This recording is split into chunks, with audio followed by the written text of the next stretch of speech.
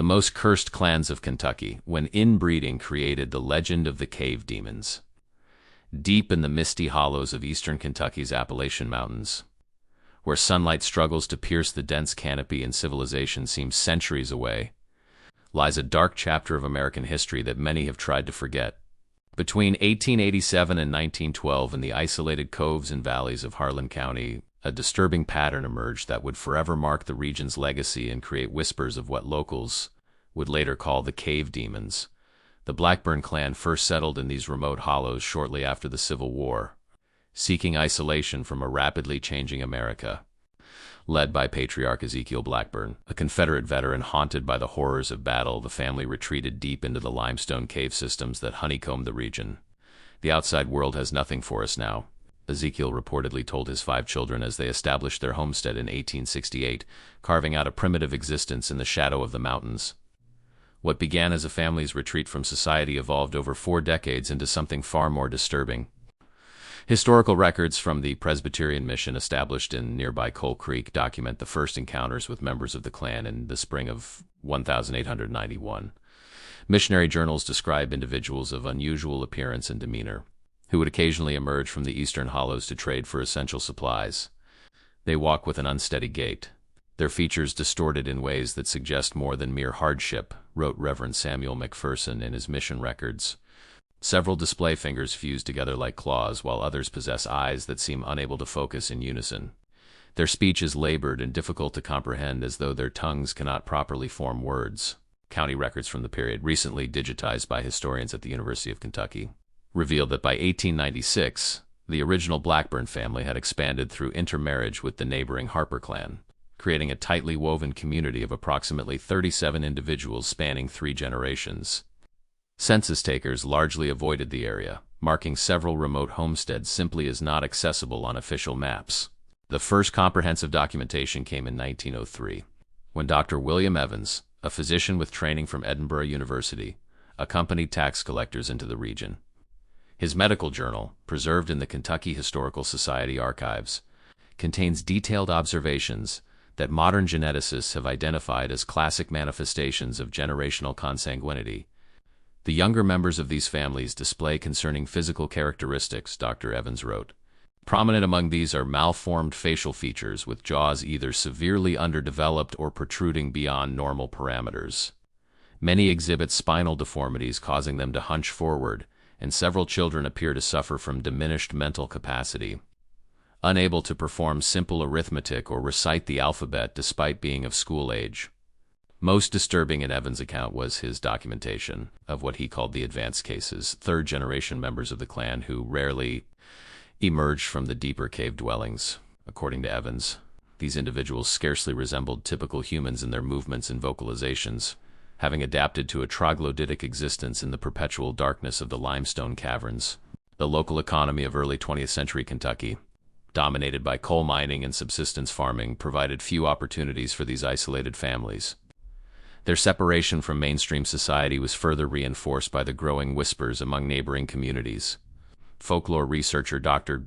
Elizabeth Colson, in her 1976 retrospective analysis Appalachian Cultural Isolation Patterns, noted that by 1905, the term cave demons had entered local vernacular to describe the Blackburn Harper clan. Check if you're already subscribed to this channel. You won't find these hidden historical truths anywhere else. America's darkest family secrets are being revealed only here, with scientific accuracy and unflinching honesty. The scientific understanding of what occurred in those Kentucky hollows has evolved significantly in the centuries since these events. Modern genetic research provides a clinical perspective on what contemporary observers could only describe in terms of physical appearance and behavior. Dr. Howard Garrison, geneticist at Johns Hopkins University, explains, when closely related individuals produce offspring, the risk of recessive genetic disorders increases dramatically. First-cousin marriages increase the risk of congenital defects by approximately 1.7 to 2.8% above the population baseline. With multiple generations of close intermarriage, these risks compound exponentially. The historical record suggests that by the 4th generation of the Blackburn Harper clan, which emerged around 1910, the genetic consequences had become catastrophic. County medical records from the Coal Creek Clinic document children born with polydactyly extra fingers and toes, severe intellectual disabilities, and cranial malformations consistent with microcephaly. The isolation of the Blackburn-Harper clan wasn't merely geographical. Cultural factors played equally important roles. The post-Civil War period in Appalachia saw widespread distrust of government institutions. For families like the Blackburns who had fought for the Confederacy, this suspicion ran especially deep. Historical context matters significantly when understanding how such communities formed and persisted. The late 19th century brought industrialization and rapid social change to America, leaving many traditional communities feeling threatened. In the case of the Blackburns, this retreat from modernity became literal, with each generation venturing less frequently into contact with outsiders. These families created self-sufficient microcosms, explains cultural anthropologist Dr. Margaret Wilson. They developed their own internal economies, social hierarchies, and even distinct dialects. Contemporary accounts describe the Blackburn-Harper clan speaking a form of English so altered that even other Kentucky Highlanders struggled to comprehend it. The geographical features of eastern Kentucky facilitated this extreme isolation. The labyrinthine cave systems of Harlan County extend for hundreds of miles, creating natural refuges inaccessible to outsiders unfamiliar with their twisting passages. Geological surveys from 1922 document that the area inhabited by the clan contained over 40 cave entrances, many leading to chambers capable of housing small groups. These caves provided not just shelter, but a means of evading any unwanted contact. Local law enforcement records from 1907 document a failed attempt to conduct a census of the area, with the county sheriff reporting that clan members vanished into the earth itself when officials approached their settlements. The clan's subsistence patterns adapted to their unusual habitat. Agricultural records indicate they maintained small plots of corn and potatoes in the limited arable land, but increasingly relied on cave-adapted resources. They raised unique breeds of pale, blind chickens in the cave chambers, hunted the abundant bat populations for protein, and cultivated fungi on the cave walls, practices documented by agricultural extension agent Thomas Wilson during a rare cooperative encounter in 1908. What modern science reveals most clearly is that the physical characteristics that so disturbed outside observers were predictable results of genetic inheritance patterns.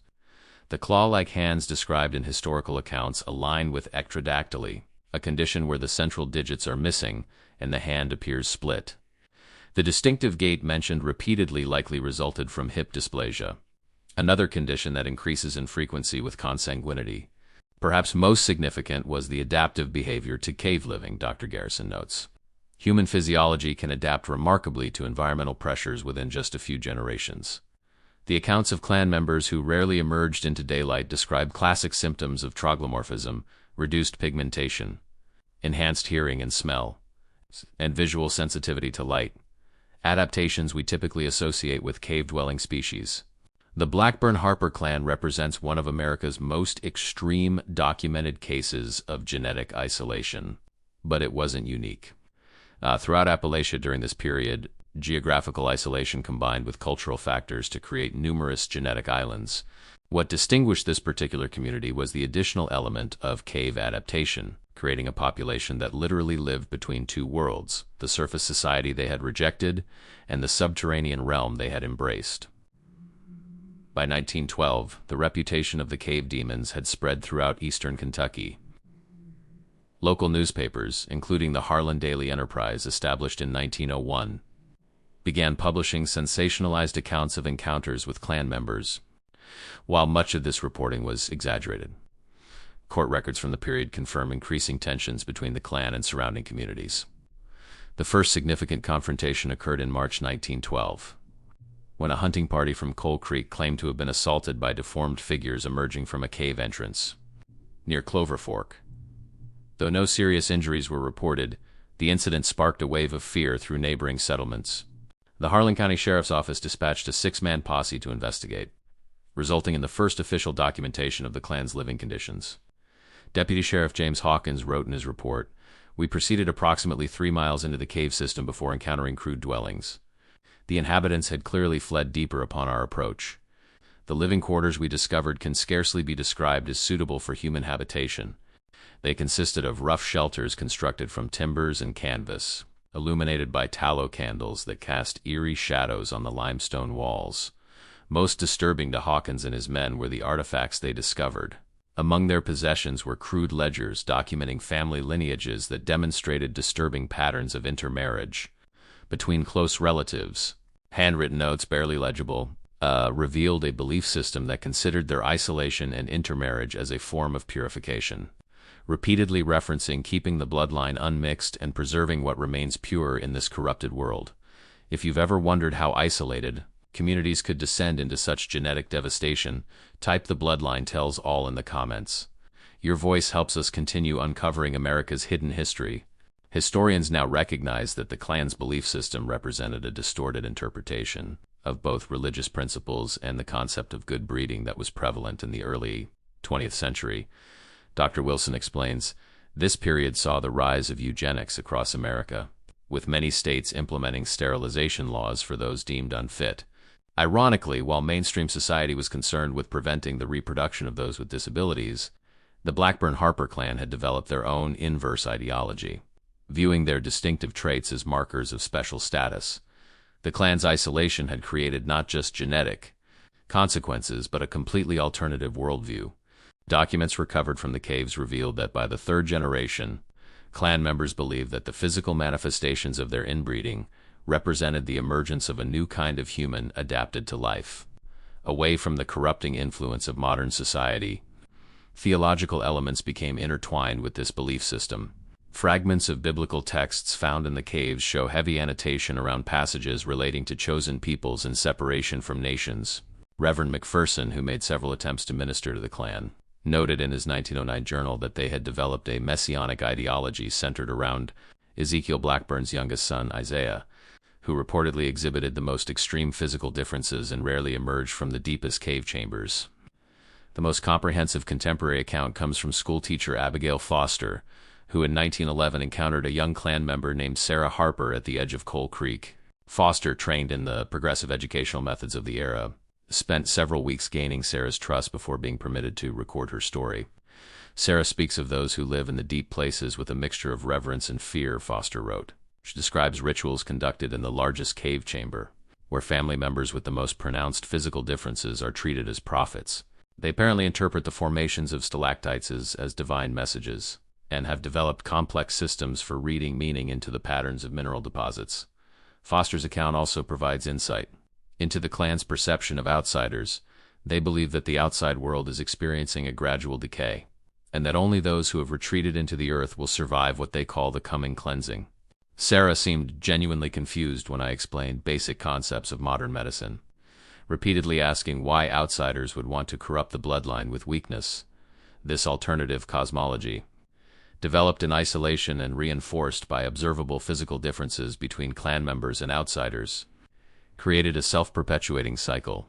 Each generation became more committed to the practice of consanguinity, viewing the resulting conditions not as disabilities but as evolutionary adaptations to their chosen lifestyle.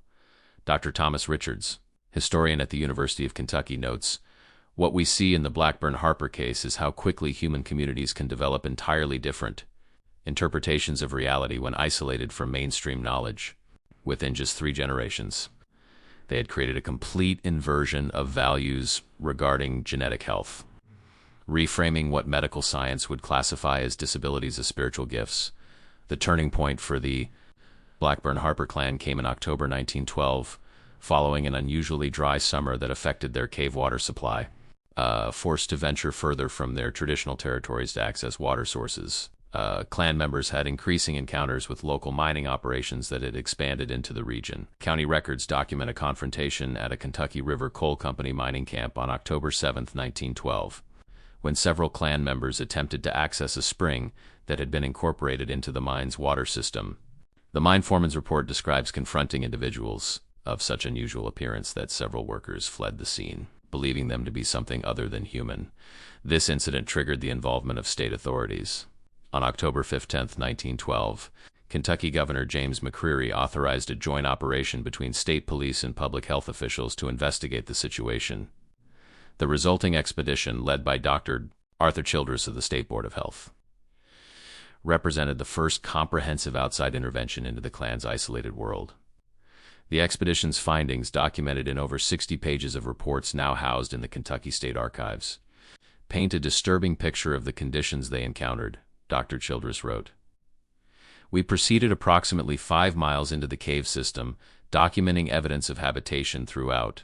The further we ventured, the more primitive the living conditions became. In the deepest chambers, we encountered individuals who appeared to have never been exposed to daylight, their skin almost translucent and their eyes seemingly adapted to the perpetual darkness. The medical examinations conducted during this intervention revealed the full extent of the genetic consequences. Of the 42 clan members documented, 27 exhibited significant physical anomalies consistent with recessive genetic disorders. 14 were classified as having severe intellectual impairments, while 19 displayed skeletal deformities that limited mobility. Perhaps most concerning were the 9 youngest children, all of whom exhibited multiple conditions including congenital heart defects, vision abnormalities, and neurological symptoms. The state's intervention faced significant challenges. Many clan members fled deeper into unexplored cave sections, while others actively resisted removal. The expedition journals describe how older clan members expressed genuine terror at the prospect of leaving the caves, shielding their eyes from even the minimal light of our lamps and communicating in hushed tones that outside air would poison their blood. The ethical dimensions of the intervention remain controversial among historians. While contemporary accounts framed it as a humanitarian rescue, modern scholars have questioned whether the state's actions respected the clan's autonomy. Dr. Richards notes, by 1912 standards, the state acted with unusual restraint, focusing on providing medical care rather than criminalization. However, there was still an underlying paternalism and a complete dismissal of the clan's own worldview and choices. The most challenging aspect for authorities was addressing the deeply ingrained belief system. Clan members who could communicate with the expedition team expressed conviction that their physical conditions represented spiritual evolution rather than medical problems. One expedition member recorded an elder stating, "We are becoming like the caves themselves, our skin like the pale stone, our eyes seeing beyond light, our bodies shaped by the true world beneath." For those clan members who were relocated to state facilities, the transition proved traumatic. Medical records from the Eastern State Hospital in Lexington document high mortality rates among clan members in the first months after relocation. Dr. Childress attributed these deaths to a combination of pre-existing health conditions and profound psychological distress at separation from their familial environment. The most detailed first-hand account of this transition comes from Malcolm Harper, one of the few clan members who eventually adapted to life outside the caves. In interviews conducted for the Federal Writers Project in 1938, Harper described the experience. "The light was the worst, like knives in my eyes for months, and the noise never stopped. But hardest was knowing we'd been separated forever from the deep places where our ancestors spoke to us through the stone." Harper's testimony provides rare insight into how the clan members perceived themselves. "We never thought we were sick or wrong-made. In the caves, those you call deformed were our guides who could sense where water flowed through stone and hear the earth shifting long before tremors came. Out here, they were just broken people to be pitied." The state's intervention effectively ended the clan's isolated existence, though historical records suggest some members escaped the expedition and may have continued living in more remote cave systems. Geological surveys conducted in the 1930s occasionally noted signs of human habitation in previously unexplored cave chambers, though no direct contact was documented. The story of Kentucky's cave demons eventually faded from public memory, preserved mainly in local folklore and obscure historical records. It wasn't until the early 1970s that academic interest in the case revived, when genetic researcher Dr. Robert Ellison discovered Dr. Childress's reports while researching patterns of recessive disorders in Appalachian communities. Modern genetic analysis has identified at least 16 distinct inherited conditions that appeared in the Blackburn-Harper clan, including forms of osteogenesis imperfecta brittle bone disease, Waardenburg syndrome affecting pigmentation and hearing, and phenylketonuria, a metabolic disorder affecting cognitive development. What makes this case particularly significant to modern science is the documentation of how these conditions manifested and progressed over multiple generations of consanguinity. The Blackburn-Harper case provides one of the most comprehensive historical records of compounding genetic effects, explains Dr. Garrison. Each generation showed more pronounced manifestations as recessive alleles became increasingly concentrated in the family line. It's essentially a documented case study of what genetic science would predict in such isolated conditions. The cultural legacy of this history remains complex in modern Kentucky. Many residents of Harlan County still reference cave people in local folklore, though few connect these stories to the actual historical events. The limestone caves themselves, now partly incorporated into the Cumberland Gap National Historical Park, contain protected archaeological sites where evidence of the clan's habitation has been documented and preserved by the National Park Service. Perhaps the most important legacy is educational. The Blackburn-Harper case now appears in medical textbooks as a case study on genetic isolation and consanguinity. Dr. Jessica Montgomery, who teaches medical genetics at the University of Louisville, notes, "We present this historical case to students not as a curiosity, but as an important lesson in how quickly genetic diversity can be compromised in isolated populations, and how cultural factors can interact with biological ones to create health crises. The ethical questions raised by this history remain relevant. How should society balance respect for cultural autonomy with intervention in harmful practices? When does isolation become a public health concern?" The Kentucky authorities of 1912 answered these questions according to the standards of their time, but modern ethicists continue to debate whether different approaches might have been possible. What remains undisputed is that the consequences of consanguinity over multiple generations created profound suffering. Medical records from those clan members who received treatment document chronic pain, developmental disabilities, and shortened lifespans. The average life expectancy among relocated clan members was just 32 years, with many of the children documented in 1912 not surviving to adulthood. The physical conditions that once caused fear and superstition among neighboring communities are now understood through the clear lens of genetic science. The claw-like hands described in historical accounts reflected syndactyly and ectrodactyly. The distinctive facial features resulted from various forms of craniofacial dysostosis. The sensitivity to light that kept many clan members in the deepest cave chambers represented ocular albinism and related conditions affecting the retina.